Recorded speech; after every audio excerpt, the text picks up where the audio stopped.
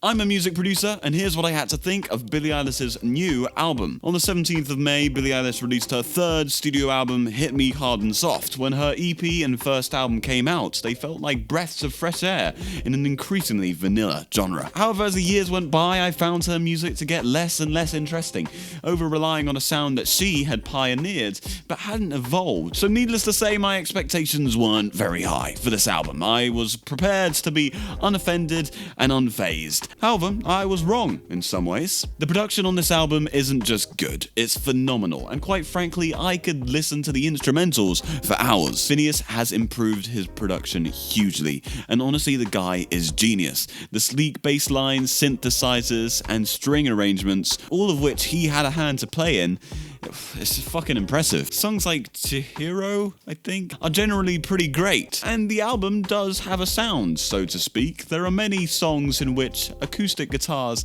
are used with other instruments. Actually, there's a lot of times where the chord progressions end up sounding like Billie Eilish's guitar songs, and that is a project I really enjoyed. I think that the album would have benefited from adding a song or two of just acoustic guitar and Billie's voice. But even so, every song did surprise me in some way, and that is in itself impressive. Most pop songs couldn't do that anymore. Interestingly, this album is by far Billie's shortest tracklist, with only 10 songs, but it isn't her shortest in length. Now, making long songs is risky. The longer the song, the more you have to offer musically. And that's why my favourite and least favourite songs are 10 minutes or longer. So it interested me that there was an abundance of 5-minute and longer songs on this album.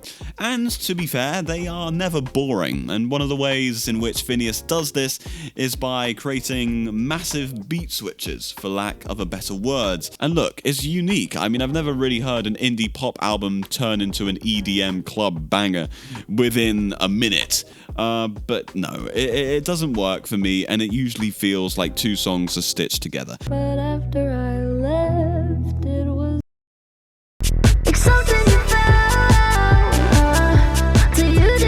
And yes, I know I'm one to talk. These generally are problems with style. Obviously, what the listener is given is pretty damn near flawless. No, the flaws come in the form of Billie Eilish. Now I realize I'm gonna be hated for this. But for me, Billie Eilish does do a lot to ruin this album. How? Well, a few ways. Clearly, she's a hugely talented singer, but that's not evident. She uses this breathy voice that she's been using since 2016 and probably before, and it's just annoying now. It feels like she's hiding behind this singing technique when she does have a great voice, and it's not unique. It's genuinely just frustrating. When she does sing like she means it, like in L'amour de ma vie, it actually sounds great, which is why it's even more frustrating when she's just doing her breathy bullshit. The other thing I don't love are the lyrics. I find the lyrics neither mature nor horizon expanding. It feels like she's constantly singing about herself and her life, which wouldn't be a problem if it could be related to bigger ideas for the listener. Here, the lyrics feel personal and not in a good way. It feels one step removed from the shit Billie was making in 2019.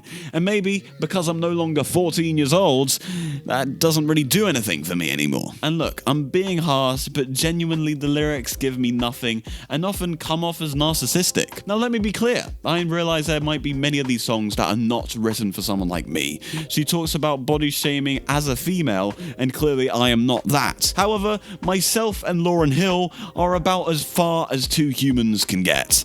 And yet, I relate to her music, and I understand it and love it. Look, I'm not saying this is some sort of train wreck. It's not. But the lyricism and vocals are no more than alright. In fact, it's Finneas that kind of becomes the saving grace of this album, because the production is brilliant. In all, I'm not disappointed, but I'm not blown away either. And something I noticed when listening to this album is that when Olivia Rodrigo started her music career, she was kind of copying Billie Eilish, and now it feels like with the rock influences of this album that the tables have turned, which isn't necessarily bad. But the problem is Olivia has so much passion and energy. More energy. What is it? Is it that? That it ends up leading Eilish to sound uninterested. And even though she sings well, she also sings so damn quietly that even Finneas can't make her voice loud enough in the mix. This is another case of a good album. It's no more than that. And I'm sorry for not giving extreme reviews. I really want to be thumping the table or cheering on my knees. But it's alright. 6.9 out of 10. Wait! If you like this, please subscribe. I love making these videos, and the only way to continue is by showing the algorithm that it's worth it making these videos. So please subscribe, give it a like. I'll see you for the next album. Goodbye.